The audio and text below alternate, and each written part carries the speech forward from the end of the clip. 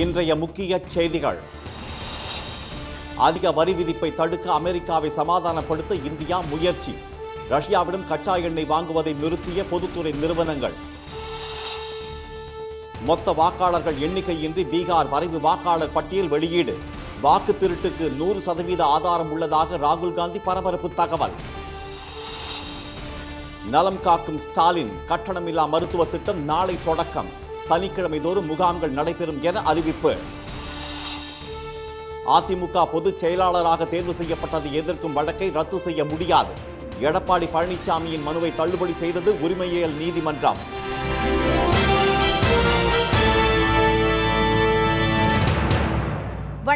வணக்கம். அமெரிக்க அதிபர் டிரம்பை சமாதானப்படுத்த பொதுத்துறை எண்ணெய் நிறுவனங்கள் ரஷ்யாவிடம் இருந்து கச்சா எண்ணெய் வாங்குவதை நிறுத்தி வைத்திருப்பதாக தகவல் வெளியாகியுள்ளது. அமெரிக்காவுக்கு அதிக வரி விதிக்கும் இந்தியா உள்ளிட்ட 100 நாடுகளுக்கு அதே அளவு வரி விதிக்கும் பரஸ்பர வரி விதிப்பு முறை அமல்படுத்தப்படும் என்று கடந்த ஏப்ரல் 2ஆம் தேதி டிரம்ப் அறிவித்தார். அந்த நாடுகள் அமெரிக்காவுடன் புதிதாக வர்த்தக ஒப்பந்தம் செய்து கொள்ள வசதியாக பரஸ்பர வரி விதிப்பு ஒத்திவைக்கப்பட்டது. இதையடுத்து இந்தோனேஷியா உள்ளிட்ட சில நாடுகளுடன் வர்த்தக ஒப்பந்தம் கையெழுத்தானது. அமெரிக்கா இந்தியா இடையிலான பேச்சுவார்த்தை தொடர்ந்து நடந்து வருகிறது. இந்த நிலையில் டிரம்ப் விதித்த கெடு நேற்றுடன் முடிவடைந்ததால் உலக நாடுகளுக்கான அமெரிக்காவின் புதிய வரி பட்டியலை அவர் நேற்று வெளியிட்டார். அதிகபட்சமாக பிரேசிலுக்கு 50% வரியும், சிரியாவுக்கு 41% வரியும், லாவோஸ், மியான்மர் நாடுகளுக்கு 40% வரியும் விதிக்கப்பட்டுள்ளது. Canada, Switzerland, Iraq, Serbia, Libya நாடுகளுக்கு 30 முதல் 40% வரியும், இந்தியாவுக்கு 25% வரியும், ரஷ்யாவிடம் எண்ணெய் வாங்குவதற்காக தனியே அபராதமும் அறிவிக்கப்பட்டுள்ளது. தைவானுக்கு 20% வரி விதிக்கப்பட்டுள்ள நிலையில் பேச்சுவார்த்தை சுமூக முடிவை எட்டியுள்ளதால் தங்கள் நாட்டுக்கான வரி விகிதம் தற்காலிகமானதுதான் என்று தைவான் நாட்டின் அதிபர் லாய் சிங் தி தெரிவித்துள்ளார். பாகிஸ்தானுக்கு 19% வரியும், இஸ்ரேல், நார்வே, இஸ்லாந்து, ஃபிஜி, கானா, கயானா, ஈக்வடார் நாடுகளுக்கு 15% வரியும் விதிக்கப்பட்டுள்ளது. ட்ரம்ப் வரி விதிப்பால் பல சிறிய நாடுகள் பாதிக்கப்பட்டுள்ள நிலையில் ஆசிய, ஐரோப்பிய பங்கு சந்தைகளும் ஆட்டம் கண்டுள்ளன. இதனிடையே அமெரிக்காவுடன் இந்தியா நடத்தி வரும் பேச்சுவார்த்தை தொடரும் நிலையில் ட்ரம்பை சமாதானப்படுத்தும் முயற்சிகளை மத்திய அரசு வேகப்படுத்தியுள்ளது. அமெரிக்காவிடம் இருந்து வழக்கமாக வாங்குவதை விட அதிகமாக மின்னணு தகவல் தொடர்பு சாதனங்கள், தங்கம் ஆகியவற்றை வாங்க முடிவு செய்யப்பட்டுள்ளதாக கூறப்படுகிறது. மேலும் ரஷ்யாவிடம் இருந்து கச்சா எண்ணெய் வாங்குவதற்காக இந்தியாவுக்கு அபராதம் விதிக்கப்படும் என ட்ரம்ப் மிரட்டியுள்ளதால் Indian Oil Corporation, Bharat Petroleum, Hindustan Petroleum மற்றும் மங்களூரு ரிஃபைனரிஸ் ஆகிய பொதுத்துறை நிறுவனங்கள் ரஷ்யாவிடம் இருந்து கச்சா எண்ணெய் வாங்குவதை அதிகாரப்பூர்வமாக எந்த அறிவிப்பும் வெளியிடாமல் நிறுத்தியுள்ளன. குடியரசு துணைத் தலைவர் தேர்தல் அடுத்த மாதம் 9ஆம் தேதி நடைபெறும் என்று தேர்தல் ஆணையம் அறிவித்துள்ளது.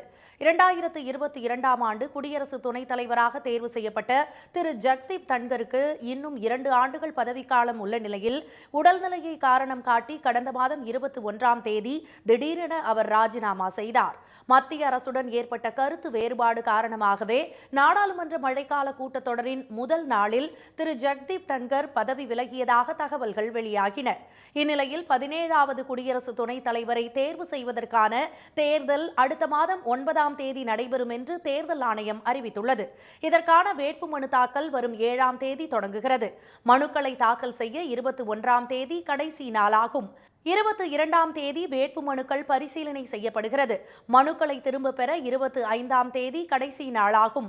போட்டி இருந்தால் அடுத்த மாதம் 9ஆம் தேதி தேர்தல் நடைபெறும் என்றும் அன்றைய தினமே வாக்குகள் எண்ணப்பட்டு முடிவுகள் அறிவிக்கப்படும் என்றும் தேர்தல் ஆணையம் அறிவித்துள்ளது.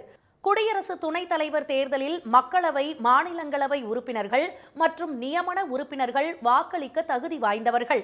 இதனிடையே பீகார் வாக்காளர் பட்டியல் சிறப்பு திருத்தத்திற்கு எதிர்ப்பு தெரிவித்து எதிர்க்கட்சி உறுப்பினர்கள் இன்றும் போராட்டத்தில் ஈடுபட்டதால் நாடாளுமன்ற இரு அவைகளும் திங்கட்கிழமைக்கு ஒத்திவைக்கப்பட்டன. பீகாரில் சிறப்பு திருத்தத்திற்கு பிறகு இன்று வெளியிடப்பட்ட வரைவு வாக்காளர் பட்டியலில் மொத்த வாக்காளர்கள் எண்ணிக்கை இடம்பெறாதது சர்ச்சையை ஏற்படுத்தியுள்ளது. அம்மாநிலத்தில் இந்த ஆண்டு இறுதிக்குள் சட்டப்பேரவை தேர்தல் நடைபெற உள்ளது. மொத்தம் 7,93,00,000 வாக்காளர்கள் இருந்த நிலையில் கடந்த ஒரு மாதமாக வாக்காளர் பட்டியல் சிறப்பு தீவிர திருத்த பணி மேற்கொள்ளப்பட்டது. இதில் பிற மாநிலங்களுக்கு புலம்பெயர்ந்த 36 லட்சம் பேர் உட்பட சுமார் 64 லட்சம் வாக்காளர்களின் பெயர்கள் நீக்கப்பட்டதாக குற்றச்சாட்டு எழுந்துள்ளது. இந்த பிரச்சனையை திமுக, காங்கிரஸ், ராஷ்டிரிய ஜனதா தளம் உள்ளிட்ட எதிர்க்கட்சிகள் நாடாளுமன்றத்தில் எழுப்பி வருகின்றன.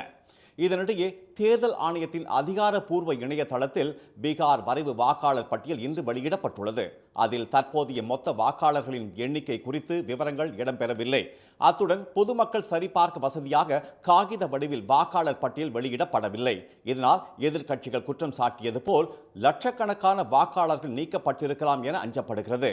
தேர்தல் ஆணைய இணையதளத்தில் வாக்காளர்கள் தங்கள் பெயரை சரிபார்த்து விடுபட்டிருந்தால் மீண்டும் சேர்க்க இன்று முதல் செப்டம்பர் 1ஆம் தேதி வரை விண்ணப்பிக்கலாம் என்று தெரிவிக்கப்பட்டுள்ளது. இதனிடையே நாடாளுமன்ற வளாகத்தில் செய்தியாளர்களிடம் பேசிய எதிர்க்கட்சி தலைவர் திரு ராகுல் காந்தி பாஜகவுக்காக தேர்தல் ஆணையம் வாக்கு திருட்டில் ஈடுபட்டு வருவதற்கான ஆதாரம் தங்களிடம் உள்ளதாக தெரிவித்துள்ளார். इलेक्शन कमीशन वोट चोरी में इन्वॉल्व है और मैं लाइटली नहीं बोल रहा हूं, मैं 100% प्रूफ के साथ बोल रहा हूं, ठीक है। और आप सबको पता लग जाएगा जैसे ही हमने ये रिलीज किया, पूरे देश को पता लग जाएगा कि इलेक्शन कमीशन वोटर चोरी करा रहा है। किसके लिए करा रहा है? किसके लिए करा रहा है? बीजेपी के लिए करा रहा है। தேர்தல் ஆணையத்தின் இந்த செயல் தேசத்திற்கு எதிரானது என்ற திரு ராகுல் காந்தி இந்த முறைகேடுகளை செய்தவர்கள் மற்றும் துணை போனவர்கள் யாராக இருந்தாலும் அவர்களை விடப்போவதில்லை என்று கூறியுள்ளார். தமிழ்நாடு முழுவதும் நாளை தொடங்கும் நலம் காக்கும் ஸ்டாலின் மருத்துவ முகாம்கள் சனிக்கிழமை தோறும் நடைபெறும் என்று அறிவிக்கப்பட்டுள்ளது. சென்னை சாந்தோமில் உள்ள செயின்ட் பீட்ஸ் ஆங்கிலோ இந்தியன் மேல்நிலைப் பள்ளியில் நலம் காக்கும் ஸ்டாலின் திட்ட முகாமை முதலமைச்சர் திரு மு க ஸ்டாலின் நாளை தொடங்கி வைக்கிறார். கட்டணமில்லா மருத்துவ சேவைகளை வழங்கும் இந்த புதிய திட்டத்தின் கீழ் தமிழ்நாடு முழுவதும் 1256 முகாம்கள் நடத்தப்பட உள்ளன. இந்த முகாம்களில் நோய்கள் கண்டறிவதற்கான அனைத்து உபகரணங்களும் இருக்கும் என்றும் 17 சிறப்பு மருத்துவ துறைகளின் கீழ் பொதுமக்கள் பயன்பெறலாம் என்றும் தெரிவிக்கப்பட்டுள்ளது. முகாமில் பங்கேற்கும் பொதுமக்களுக்கு அன்றைய தினமே பரிசோதனை முடிவு வழங்கப்படும் என தமிழ்நாடு அரசின் செய்தி தொடர்பாளர் திரு ஜே ராதாகிருஷ்ணன் தெரிவித்துள்ளார். நாளை முதல் நம்ம மாவட்டந்தோறும் ப்ரிஃபரபிளி அரசு விடுமுறை இல்லாத நாட்களில் சனிக்கிழமை கேம்ப் நடக்கும். இது ஒரு ஸ்பெஷலைஸ்ட் கேம்ப், ஒரு சிறப்பு முகாம்கள். இதில் கம்ப்ளீட்டாக நம்ம பரவலாக்கப்பட்ட கீழே நடக்கக்கூடிய கேம்ப். சித்த மருத்துவம், ஆயுர்வேதம் உள்ளிட்ட இந்திய மருத்துவ முறைகளும் இந்த முகாம்களில் இடம்பெறும் என்றும் கர்ப்பிணிகள், பாலூட்டும் தாய்மார்கள், வளர்ச்சி குன்றிய குழந்தைகள், மாற்றுத்திறனாளிகள் உள்ளிட்டோருக்கு முன்னுரிமை வழங்கப்படும் என்றும் திரு ராதாகிருஷ்ணன் தெரிவித்தார். இரத்த பரிசோதனை, இசிஜி, எக்ஸ்ரே, மார்பக புற்றுநோய் உள்ளிட்ட அனைத்து பரிசோதனை முடிவுகளை கொண்ட மருத்துவ கோப்புகள் வழங்கப்படும் என்றும் அவர் கூறினார். மக்கள் தொகை 10 லட்சத்திற்கும் குறைவாக உள்ள 19 மாநகராட்சிகளில் 57 முகாம்களும், மக்கள் தொகை 10 லட்சத்திற்கும் அதிகமாக உள்ள 5 மாநகராட்சிகளில் 120 முகாம்களும் நடத்தப்பட உள்ளன. முதலமைச்சர் காப்பீடு திட்டத்தில் பதிவு செய்யாதவர்களும் இந்த முகாமை பயன்படுத்தி பதிவு செய்து கொள்ளலாம் என்றும் தெரிவிக்கப்பட்டுள்ளது. அதிமுக பொதுச் செயலாளராக தேர்வு செய்யப்பட்டதை எதிர்த்து தொடரப்பட்ட வழக்கை ரத்து செய்ய கோரிய எடப்பாடி திரு பழனிசாமியின் மனுவை சென்னை உரிமையியல் நீதிமன்றம் தள்ளுபடி செய்துவிட்டது. கடந்த 2022ஆம் ஆண்டு சென்னையில் நடந்த அதிமுக பொதுக்குழுவில் எடப்பாடி திரு பழனிசாமி பொதுச் செயலாளராக தேர்வு செய்யப்பட்டார். இந்த கூட்டத்தில் திரு ஓ பன்னீர்செல்வத்தை அதிமுகவில் இருந்து நீக்குவது உள்ளிட்ட பல்வேறு தீர்மானங்கள் நிறைவேற்றப்பட்டன. அதனை எதிர்த்து திண்டுக்கல்லைச் சேர்ந்த சூரியமூர்த்தி என்பவர் சென்னை உரிமையியல் நீதிமன்றத்தில் வழக்கு தொடர்ந்தார். மனுவில் அதிமுக பொதுச் செயலாளர் கட்சியின் அடிப்படை உறுப்பினர்களால் மட்டுமே தேர்ந்தெடுக்கப்பட வேண்டும் என கட்சி விதிகள் கூறுவதால் பொதுக்குழுவில் நிறைவேற்றப்பட்ட தீர்மானங்களை ரத்து செய்ய வேண்டும் என்று அவர் கோரியிருந்தார். எடப்பாடி திரு பழனிசாமி சார்பில் தாக்கல் செய்யப்பட்ட பதில் மனுவில் சூரியமூர்த்தி அதிமுக உறுப்பினரே அல்ல என்றும், உறுப்பினராக இல்லாத ஒருவர் கட்சியின் செயல்பாடுகள் குறித்து கேள்வி எழுப்ப முடியாது என்றும் கூறியிருந்தார். இவ்வழக்கு சென்னை உரிமையியல் நீதிமன்றத்தில் நீதிபதி திரு சிவசக்திவேல் கண்ணன் முன் விசாரணைக்கு வந்தது. அப்போது ஆஜரான சூரியமூர்த்தி தாம் ஜெயலலிதாவால் அடையாள அட்டை வழங்கி உறுப்பினர் ஆனவர் என்றும், கேள்வி கேட்க தமக்கு உரிமை உள்ளதாகவும் வாதிட்டார். எடப்பாடி பழனிசாமி அவர்களுக்கு அனைத்து இந்திய அண்ணா திராவிட முன்னேற்ற கழகத்தில் உறுப்பினர் அட்டை விநியோகிக்கிறதுக்கு எந்த ஒரு தார்மீக உரிமையும் இல்லை. இவர் பொதுக்குழு இவரை தேர்ந்தெடுத்ததே செல்லாது. கட்சியோட நிறுவனர் புரட்சித் தலைவர் எம்ஜிஆருக்கும் அம்மாவங்களுக்கும் எதிராக எடப்பாடி பழனிசாமியும் அந்த பொதுக்குழு உறுப்பினர்களும் செயல்பட்டுருக்கிறாங்கன்றதை நான் ஆதாரப்பூர்வமாக நீதிமன்றத்தில் நிரூபிச்சிருக்கேன். நான் கட்சியில் புரட்சித் தலைவி அம்மா அவர்களால் உருவாக்கப்பட்ட ஒரு உறுப்பினர் அப்படிங்கிறத நான் நீதிமன்றத்தில் சொல்லியிருந்தேன். அதிமுக விதிகளின்படி பொதுச் செயலாளர் அடிப்படை உறுப்பினர்களால் மட்டுமே தேர்வு செய்யப்பட வேண்டும் என்றும் எடப்பாடி திரு பழனிசாமியை பொதுச் செயலாளராக தேர்வு செய்த தீர்மானம் செல்லாது என்றும் அவர் வாதிட்டார்.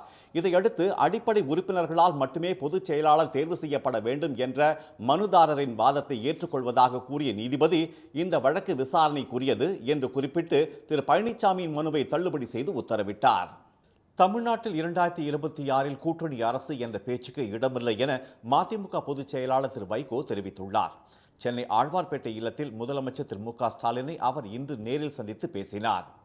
பின்னர் செய்தியாளர்களிடம் பேசிய திரு வைகோ, அண்மையில் மருத்துவமனையில் சிகிச்சை முடிந்து வீடு திரும்பிய முதலமைச்சரிடம் நலம் விசாரித்ததாக தெரிவித்தார்.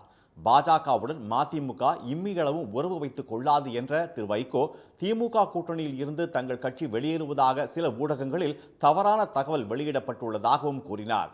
வரும் சட்டப்பேரவைத் தேர்தலில் திரு மு.க. ஸ்டாலின் தலைமையில் திமுக அறுதி பெரும்பான்மையுடன் மீண்டும் ஆட்சி அமைக்கும் என்றும் அவர் தெரிவித்தார். திராவிட முன்னேற்ற கழகத்துக்கு மட்டுமே அறுதி பெரும்பான்மை கிடைக்கக்கூடிய விதத்தில் தான் வரப்போகிற சட்டமன்ற தேர்தல் முடிவுகள் இருக்கும் என்று என்னுடைய கருத்தை பத்திரிகையாளர்களிடத்திலே நான் பதிவு செய்கிறேன். ஆகவே அங்கே கூட்டணி அரசு என்ற பேச்சுக்கே அதிலே இடமில்லாமல் போய்விடுகிறது.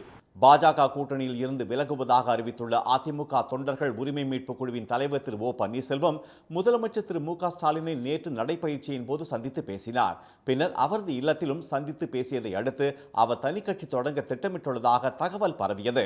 இந்நிலையில் மதுரையில் செய்தியாளர்களிடம் பேசிய பாஜக மாநில தலைவர் திரு நயினார் நாகேந்திரன், பலமுறை பேசியும் திரு ஓ பன்னீர்செல்வம் கூட்டணியில் இருந்து வெளியேறிவிட்டார் என்றும் தம்மிடம் கூறியிருந்தால் பிரதமரை சந்திக்க நேரம் பெற்றுக் கொடுத்திருப்பேன் என்றும் தெரிவித்தார். மோடி அவர்கள் 2 முறை சந்திக்க நேரம் ஒதுக்கி தரல அப்படின்ற ஒரு வருத்தத்தில் தான் ஓபிஎஸ் அணிமாங்க.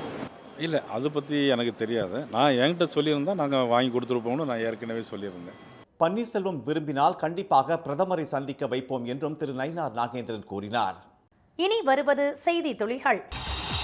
வங்கிக் கடன் மோசடி வழக்கில் தொழிலதிபர் திரு அனில் அம்பானிக்கு அமலாக்கத்துறை சம்மன் அனுப்பியுள்ளது. எஸ் வங்கியில் பெற்ற 3000 கோடி ரூபாய் கடனை திருப்பி செலுத்தாதது தொடர்பாக கடந்த மாதம் 24ஆம் தேதி அவருக்கு சொந்தமான 50 நிறுவனங்களில் சோதனை மேற்கொள்ளப்பட்டது.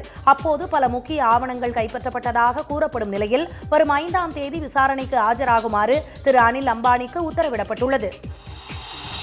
சென்னை கலைவாணர் அரங்கில் நடைபெற்ற நிகழ்ச்சியில் செம்மொழியான தமிழ் மொழியாம் கலைப் போட்டிகளில் வெற்றி பெற்ற 34 பேருக்கு தமிழ் வளர்ச்சி மற்றும் செய்தித்துறை அமைச்சர் திரு மு. பெ. சுவாமிநாதன் பாராட்டு சான்றிதழ்கள் மற்றும் புத்தகங்களை வழங்கினார். விழாவில் பேசிய அவர், இளைய சமுதாயத்தினரிடம் தாய்மொழி உணர்வு குறைகிறதோ என்ற ஐயம் நீங்கிவிட்டதாகவும் தமிழ் மொழி பாதுகாக்கப்பட வேண்டும் என்பதுதான் திமுகவின் கொள்கை என்றும் கூறினார். 5 பிரிவுகளாக நடந்த போட்டியில் வென்றவர்கள் தமிழால் கிடைத்த கௌரவம் குறித்து மகிழ்ச்சி தெரிவித்தனர். தமிழ் மொழி ஒரு செம்மொழி, அதாவது எதனாலும் பாதிக்கப்படாத தூய்மை மொழி. உலகில் இது போன்ற செம்மொழிகள் சிலவே உள்ளன. நான் செம்மொழியாம் தமிழ் மொழியாம் போட்டியில் சொற்பொழிவில் பங்கு பெற்று பரிசு வாங்கியிருக்கேன். அது எங்களுக்கு ரொம்ப மகிழ்ச்சியாக இருக்குது. நன்றி. நாட்டரசன் நரியணையில் நலம் வாய்க்க பூத்திருந்து, ஏட்டரசன் சுவடிகளில் எழுத்து நலம் காத்திருந்து, பாட்டரசன் கவிதைகளில் படிமலைந்து, எங்கள் கூட்டுக்குள் வாழ்கின்ற செந்தமலை கும்பிட்டு வணங்குகின்றேன். நான் இங்கு பேச எடுத்துக்கொண்ட தலைப்பு செம்மொழி தமிழ் வளர்ச்சியில் கலைஞரின் பங்கு. தரணியில் தலை சிறந்த தாய்மொழியாம் தமிழ் மொழியை செம்மொழியாக செதுக்கப்பட்ட தினமே கலைஞரின் பிறந்த நாளான ஜூன் 3. அன்றிலிருந்து தலை நிமிர்ந்து வாழ்வோம் தமிழ் மொழியாலே. தமிழ் மீது கலைஞர் கொண்ட தீராத காதல் அவரது மறைவு வரை நீடித்தது. இந்திய எதிர்ப்பு தொடங்கி தமிழுக்கான செம்மொழி தகுதி வேண்டும் என்ற நெடுநாள் கோரிக்கைக்கு செயல் வடிவம் கொடுத்ததன் மூலம் தமிழை அரியணையில் ஏற்றி அழகு பார்த்தவர். நெல்லையில் கொலை செய்யப்பட்ட மென்பொறியாளர் கவின் உடல் தகனம் நடைபெற்றது. காதலித்த பெண்ணின் சகோதரரால் கவின் கொல்லப்பட்ட வழக்கை சிபிசிஐடி வசம் ஒப்படைக்க அரசு உத்தரவிட்டது. சிபிசிஐடி விசாரணை தொடங்கியதை அடுத்து நெல்லை மருத்துவக் கல்லூரி பிணவரையில் வைக்கப்பட்டிருந்த அவரது உடலை பெற்றுக்கொள்ள குடும்பத்தினர் சம்மதித்தனர். அமைச்சர் திரு கே.என். நேரு, மாவட்ட ஆட்சியர் திரு சுகுமார் உள்ளிட்டோர் அஞ்சலி செலுத்தியதை தொடர்ந்து கவின் உடல் உறவினர்களிடம் ஒப்படைக்கப்பட்டது. தூத்துக்குடி மாவட்டம் ஆறுமுகமங்கலம் கொண்டுவரப்பட்ட அவரது உடலுக்கு எம்பி திருமதி கனிமொழி, அமைச்சர்கள் திருமதி கீதா ஜீவன், திரு அனிதா ராதாகிருஷ்ணன் உள்ளிட்ட ஏராளமானோர் அஞ்சலி செலுத்திய பின்பு தகனம் செய்யப்பட்டது. இதனிடையே கவின் கொலையை கண்டித்தும் ஆணவ படுகொலைகளை தடுத்து நிறுத்த சட்டம் இயற்ற வலியுறுத்தியும் கும்பகோணம் நீதிமன்றம் முன்பு சமத்துவ வழக்கறிஞர் சங்கத்தினரும் கோவையில் தமிழ்நாடு தீண்டாமை ஒழிப்பு முன்னணியினரும் ஆர்ப்பாட்டத்தில் ஈடுபட்டனர். நீலகிரி மாவட்டம் கூடலூர் அருகே பகல் நேரத்தில் மக்னா யானை சுற்றித் திரிவதால் பொதுமக்கள் அச்சமடைந்துள்ளனர். தேவர் சோலை பேரூராட்சிக்கு உட்பட்ட செலுக்காடி குடியிருப்பு பகுதியில் அடிக்கடி ஊருக்குள் நடமாடுவதுடன் பயிர்களை சேதப்படுத்தி வரும் அந்த யானையை அடர்ந்த வனப்பகுதிக்குள் விரட்ட வேண்டுமென அவர்கள் கோரியுள்ளனர். விழுப்புரத்திலிருந்து திருவெண்ணைநல்லூர் வரை செல்லும் புதிய பேருந்தை திருக்கோவிலூர் தொகுதி சட்டமன்ற உறுப்பினர் திரு பொன்முடி இன்று தொடங்கி வைத்தார். திருக்கோவிலூர் தொகுதிக்கு உட்பட்ட கரடிப்பாக்கம், மழவராயனூர், சின்னசெவலை, மணக்குப்பம் அரசு கலைக்கல்லூரி உள்ளிட்ட பகுதிகளுக்கு பேருந்து வசதி வேண்டும் என்ற மக்களின் கோரிக்கை நிறைவேற்றப்பட்டுள்ளது. ஏரலூரிலிருந்து ஏனாதிமங்கலம் வரை மாணவர்களுடன் திரு பொன்முடி பயணம் செய்தார். இதுபோன்ற பள்ளி மாணவ மாணவிகளுக்கும் கல்லூரியில் படிக்கிற மாணவ மாணவிகளுக்கும் வசதியாக இந்த பேருந்து இன்று முதல் இயக்கப்படுகிறது. இதுதான் பெரும்பாலும் தமிழக முதலமைச்சர் அவர் தமிழ்நாட்டில் இன்னைக்கு கல்வி அதிகமாக வளர்ந்திருக்குதுன்னா இது போன்ற வசதிகளை எல்லாம் செய்து கொடுக்க வேண்டும் என்று அவர் கட்டளையிட்டு அந்த அடிப்படையில் தான் இவைகள் எல்லாம் நடைபெற்று கொண்டிருக்கின்றன. இந்த எரலூர் மக்களும் நான் வரும்போதெல்லாம் அந்த கோரிக்கையை வச்சாங்க, அதையும் நிறைவேற்றி கொடுத்திருக்கிறோம். நாங்கள் 2 கிலோமீட்டர் நடந்து தான் போவோம். எங்களுக்கு பஸ் விட்டுறாரு எங்கள் ஐயா. நாங்கள் அதனால டெய்லியும் பஸ்லேயே போவோம். இப்போ அதனால எனக்கு ரொம்ப சந்தோஷமா இருக்கு. புதிய பேருந்தை மக்கள் ஆரத்தி எடுத்து வரவேற்றனர். நாளை மறுதினம் ஆடிப்பெருக்கு என்பதால் தென்பெண்ணையில் புனித நீராட வசதியாக கிருஷ்ணகிரி அருகே உள்ள KRP அணையிலிருந்து வினாடிக்கு 900 கன அடி நீர் திறக்கப்பட்டுள்ளது. 52 அடி உயர அணையில் நீர்மட்டம் 50.50 அடியாக உள்ள நிலையில் வினாடிக்கு 300 கன அடி நீர் வந்து கொண்டிருக்கிறது. நீர் திறப்பால் தென்பெண்ணை கரையோர பகுதி மக்கள் புனித நீராடலாம் என பொதுப்பணித்துறையினர் தெரிவித்துள்ளனர். ஒகேனக்கல் காவிரியில் நீர்வரத்து இன்று காலை வினாடிக்கு 20,000 கன அடியாக குறைந்ததால் 4 நாட்களுக்கு பிறகு பரிசல் இயக்க தருமபுரி மாவட்ட நிர்வாகம் அனுமதி வழங்கியுள்ளது. எனினும் குளிப்பதற்கான தடை நீடிக்கிறது. கர்நாடக அணைகளிலிருந்து உபரி நீர் வந்ததால் 5 நாட்களுக்கு முன்பு ஒகேனக்கல் காவிரியில் நீர்வரத்து வினாடிக்கு 1,25,000 கன அடி வரை அதிகரித்தது. இதனால் பரிசல் இயக்கவும் அருவிகளில் குளிக்கவும் தடை விதிக்கப்பட்டிருந்தது. கோவை குனியமுத்தூரில் இன்று தொடங்கியுள்ள ஏரோ பிளஸ் 2025 விமானவியல் கண்காட்சியை பள்ளி மாணவர்கள் ஆர்வத்துடன் பார்வையிட்டனர்.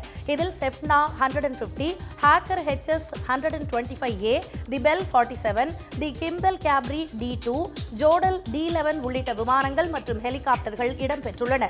விமானங்கள் சிறப்புகள், இயங்கும் முறை உள்ளிட்டவை குறித்து விமானவியல் பயில்வோர் விவரித்து வருகிறார்கள். இயங்கும் மற்றும் பறக்கும் நிலையில் உள்ள விமானங்கள், ட்ரோன்கள், ரோபோட்டிக் நிகழ்ச்சிகள், விமான பணிப்பெண்களின் அணிவகுப்பு மாதிரி, விமான நிலையத்திற்கான கட்டமைப்புகள் பார்வையாளர்களை கவர்வதாக உள்ளன. இந்த கண்காட்சிக்கு பார்வையாளர்கள் கட்டணமின்றி அனுமதிக்கப்படுகின்றனர். நிறைய ஏரோப்ளேன்ஸை பற்றியும் அப்புறம் நிறைய 7 கான்டினென்ட்ஸ் பற்றி மாடல் வச்சு ரொம்ப எக்ஸிபிஷன் மாதிரி வச்சுருந்தாங்க. ரொம்பவே நல்லா இருந்துச்சு. அதே மாதிரி ஹாரர் ஹவுஸ் இருந்துச்சு, அது ரொம்பவே இன்ட்ரெஸ்டிங்காக இருந்துச்சு. இங்கே சின்ன ஏரோப்ளேன், ஸ்மால், பிக் ஹெலிகாப்டர்ஸ் நிறையாவே இருந்துச்சு. அதுலேருந்து நிறைய எக்ஸ்பிளைனும் பண்ணாங்க. ஸோ இதெல்லாம் பார்க்கும்போது எங்களுக்கும் கொஞ்சம் இன்ஸ்பைரிங்காக இருந்துச்சு.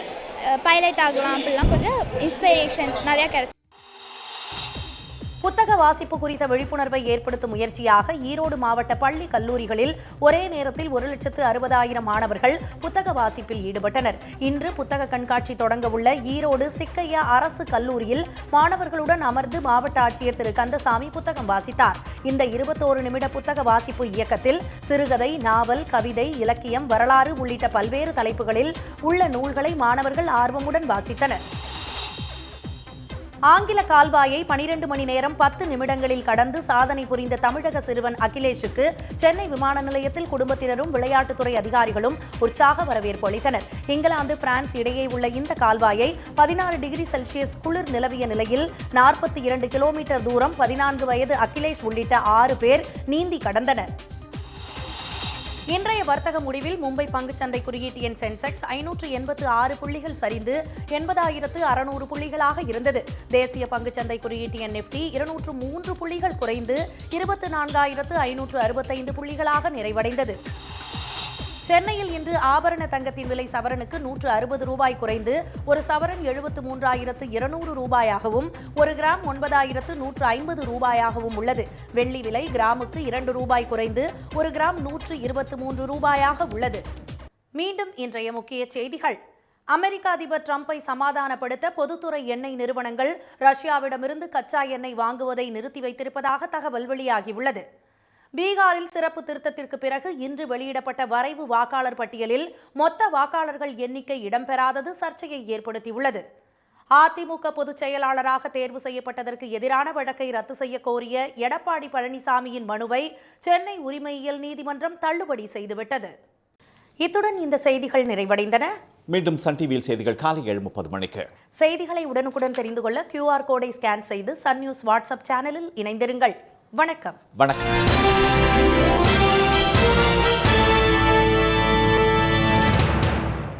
உடனுக்குடன் செய்திகளை தெரிந்து கொள்ள சன் நியூஸ் பெல் ஐகானை கிளிக் பண்ணுங்க.